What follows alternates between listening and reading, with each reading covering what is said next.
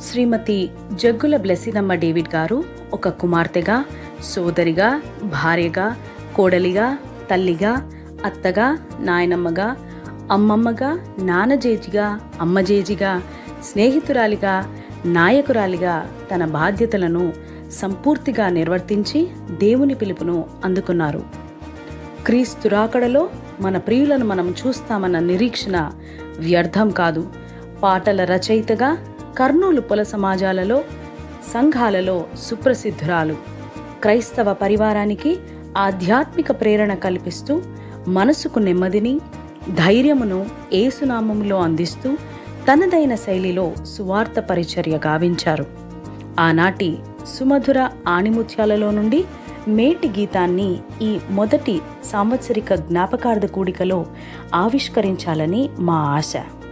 ఈ ఆలోచనను క్రియాత్మకంగా మన ముందుంచిన శ్రీ రెడ్డిపోగు మోజస్ గారికి, బొరుసు జోనథన్ ఎడ్వర్డ్ గారికి, సిరిగిరి ఇమాన్యుయల్ దొరై గారికి కుటుంబ పక్షాన కృతజ్ఞతలు తెలియజేస్తున్నాం. తను లేకపోయినా తన స్వరం మన కోసం.